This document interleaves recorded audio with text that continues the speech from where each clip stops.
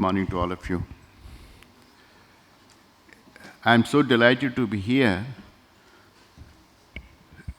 in the sense that to listen my esteemed colleague, Dr. Pawan Duggal, because he has made my life, this talk much more simpler and easy. And also, this is an occasion when you meet your old friends and you learn from them.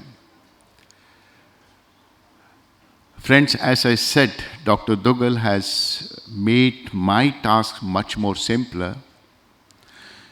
In a way, he has explained how the digital transformation is evolving there. And he has gone on, presenting the complexities, largely which he has seen from the legal point of view. But then, it is an important aspect which all of us need to handle in this digital transformation age there. The important aspect, he said several times that data is a gold. Well, I will differ from him. But the moot point is that the data is an important element of this digital transformation. You do many activity, morning to evening, you log on to video analytics, online games.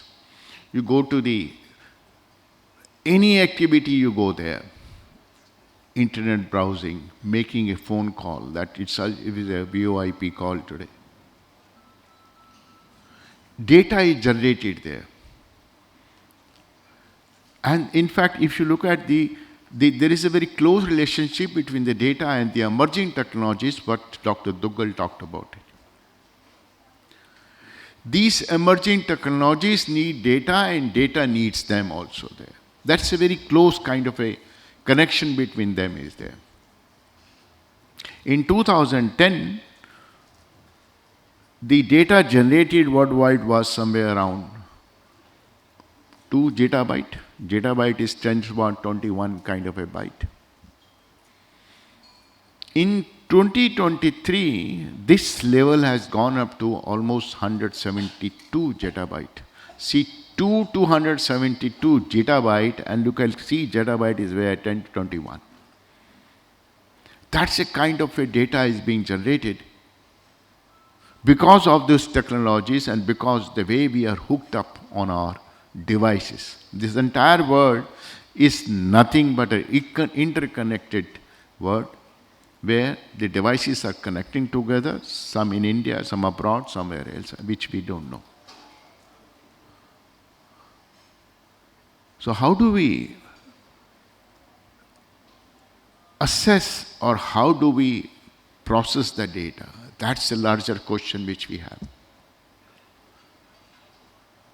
And that's what we need the hyperscaler. The shape of the hyperscaler, of course, has changed from the last 5 years to now. New and newer model has come up. You call IaaS, SaaS there, PaaS there, all kind of a situation has come up. Public, private cloud, hybrid cloud, that kind of a hyperscaler has come up. I'll come on the legal issues which will be more interested from the Dr. Duggal's point of view.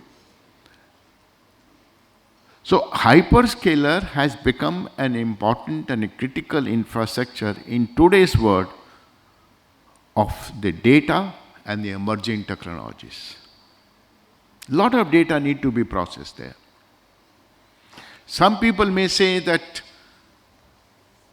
particularly the people who market the hyperscalers there, easy, comfort, you can, elasticity, flexibility, we'll handle your security, we'll handle your power requirement, everything they can say, market about the hyperscaler.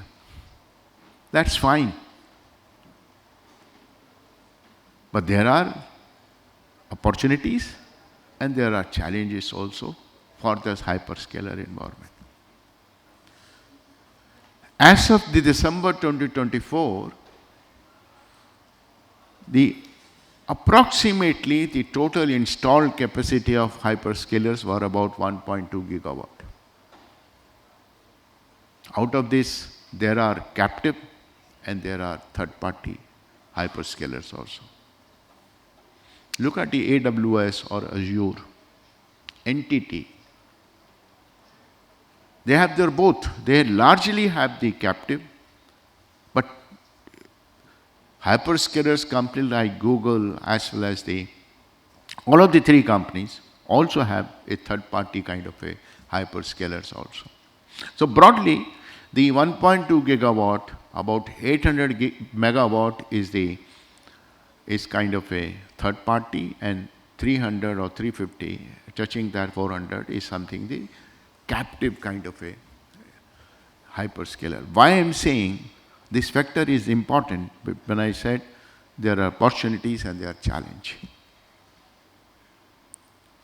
But while we are going on this, everyone is marketing those hyperscalers, so everybody is marketing this kind of a systems, cloud so-called. Why there is a setback? I was reading a report.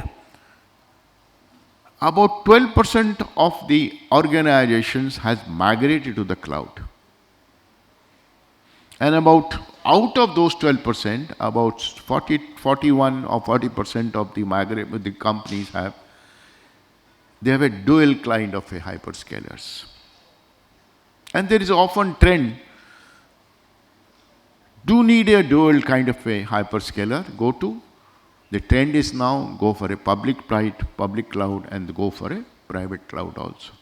That's what the trend is going on. Why? When everyone is marketing towards the public cloud hyperscalers, why the people are now shifting towards the private cloud? That's a question which comes up. Why this trend? Is it trend is because of any reason? Or trend of because technology reason or the legal reason, or what other factors are there? But one thing is very clear, that this whole hyperscaler or the cloud is a critical component or critical infrastructure of the present digital information systems. I really don't know how my friend Dr. Duggal will handle the legal issues in the hyperscaler. I wish he should have written that book also on the legal issues on the hyperscaler, because without the addressing those issues, it will be very difficult, very challenging to address the issues when you talk about the security or the AI. It's going to be very, very difficult. So what's the reason that people are moving toward the hybrid cloud, this or that? There are a couple of issues there. Many of the almost all software companies, you talk about Oracle, you talk about Microsoft, any company you talk about it. To stop the piracy, they are shifting towards the cloud model, licensing model. You can see 365 there. Your Exchange, your PPT, your PowerPoint, your everything, Access, word processing is on the server. You download it, go to the things and do that. That's one reason that the people are going over there. The company discourages you to take the license on a site, rather they say you take a cloud model. Yes, it helps them because of the piracy angle kind of things there. Friends, there are real challenges in this sector. This sector is a very, very naive sector there. I have interacted with many people. The consumers are really very confused about the whole cloud or hyperscaler system. The growth would have been much more than what we have seen, but for this confusion. There are challenges on the part of the hyperscaler. They have to set up. Look at the Yota, how we are set up. Centers in Noida or they are setting up in Bombay. They have a huge capacity in Mumbai. There is issue of a land, there is an issue of infrastructure, there is an issue of a power also. And most important, if you want to lead with the hyperscaler and deal with the digital transformation today, we need a communication infrastructure. That's also a challenge, great challenge. So if you look at the hyperscaler provider, service provider, there's a great challenge in terms of power, in terms of land, in terms of communication. And of course, the skilled manpower also. That's a great challenge which they have. If you go back to about 5-7 years, there were many players. Tatas were there, VSNL, they sold it to someone else. Wipro was there, Bharti was there, so many people are there. Now today the same Bharti, when they have implemented the 5G kind of a scenario, they are using the kind of a third-party cloud, not their own cloud. Because entire 5G kind of a communication, huge data is generated and you need a huge processing capacity there. So then what is the issue there? Yes, the cloud provider has a great challenge in terms of and constraints in terms of expanding the infrastructure, but the demand is also increasing it. But what is the challenge in terms of the users, subscribers there? The first challenge comes up that all our applications, which are 2 years old, let us say 2 years old, and still that trend is going on. They are monolithic kind of application there. Can it be ported straight away to the cloud? The answer is no. But we are trying to do that. And often we blame the service provider, look, his systems are not functioning, there, or I need more capacity, I need more VMs, or I need more memory kind of a scenario. So there is a problem on both sides. All applications today are monolithic applications. They need to be converted towards the hyperscaler model or the cloud. There is a fashion we buy VMs. Of course, the service provider also sells you VM. There is a constraint on their side, that's why people are unhappy. But buying VMs is not going to solve my problem because of monolithic application. The second issue which the user faces, which is more important and genuine also, that this service provider had adopted a business model which is creating a kind of a dampening impact on the users there. Business models are very, very complicated. There is no clarity who will handle security, who will handle the kind of a privacy aspect, what infrastructure, shared infrastructure, private infrastructure. And that's why I said, my friend Dr. Duggal, I don't know how will he handle legally these issues there, because there is no clarity. I'm not saying the service provider doesn't have a clarity, they have a clarity. So there is an opportunity, number one, in terms of setting up units for migration of the software. Take it from me, every application which is hosted in this country need a migration if you want to go to hyperscale. Every company, every user needs a legal kind of advice to draw a kind of a contracts in terms of maintaining a SLA or security or a privacy. These may look to be a dampening factor which is reducing the enthusiasticness of the people there, but then it's an opportunity also. So many software companies are there, and now today to get a software personnel who is providing the migration services, there is a shortage, skill is an issue, skilled people are less, and the kind of a remuneration they are given, mind-boggling kind of a remuneration. Huge business, not only in India but abroad. Converting the monolithic application into microservice and micro application, that itself is again a challenge. Look at the Netflix, all OTT services, there are microservices and micro. kind of applications are there. All financial applications are going on that sector. So huge kind of a transformation is needed in terms of the software. If we really want to exploit the hyperscaler performance and then move positively, constructive digital transformation. Huge opportunity is left out. And we must take this as a big opportunity for us. And that's the reason that there is a bit of dampening impact on the company's users, and they're shifting towards the private cloud. Maybe because of what Dr. Duggal mentioned about the data security law or data privacy, they want to have a better control, or the sensitive applications which they want to have a control. But the fact is that the main reason for them is that their application need to be migrated, which they can do better on their private cloud in their premises. Yes, of course, they have better control also there.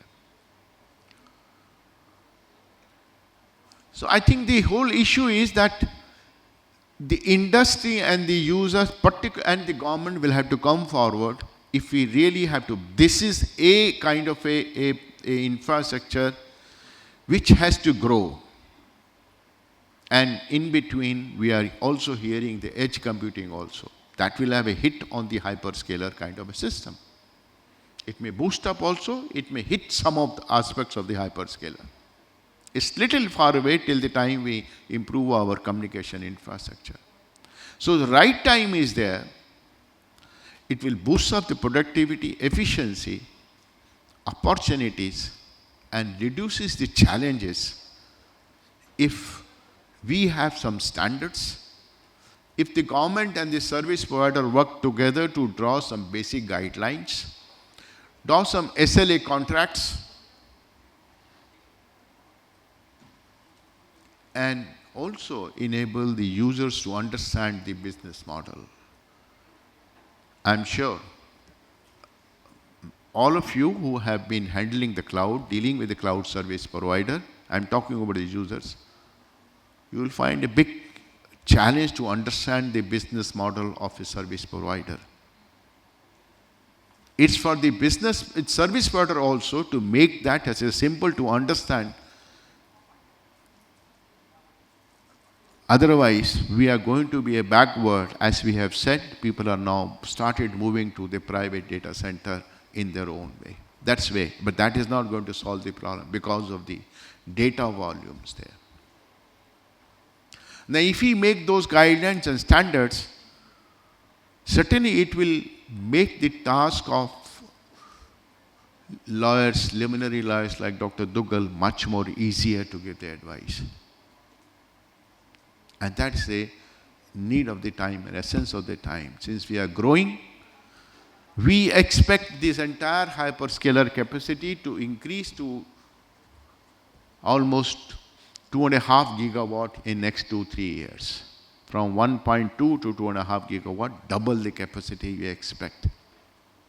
We need power, we need manpower, but having a systematic approach. Government has issued a guideline which are quite old. They need to be looked at it today. If we have to sustain the digital transformation today, if we have to sustain the use of emerging technology, which is a must, for which we have no other solution, I think we need a public-private cooperation between the government and the service provider, so that a work-out arrangement, systematic approach, so that it's a win-win for the service provider, win-win for the government, and also a win-win for the users there. It will help because issues are going to be very, very complex there. I really don't know the way structures are today. Once the privacy law is enacted, maybe couple of 2-3 months there, but then how will we handle the privacy aspect, leakage aspect? It's going to be challenging there. So friends, there is a very important steps that the hyperscalers or the clouds have come up in this, and it is one of the essential component of the emerging technologies and essential infrastructure. We need to think, and I request the service provider to come forward and provide a framework which is a win-win for them and win-win for the users. Nothing more, nothing less. Thanks very much, Dr. Sahu, for inviting me. I don't know how much time I have taken, more than time allotted to me. Thanks very much for inviting me. And I thank all the participants also for a patient hearing me. Thank you very much.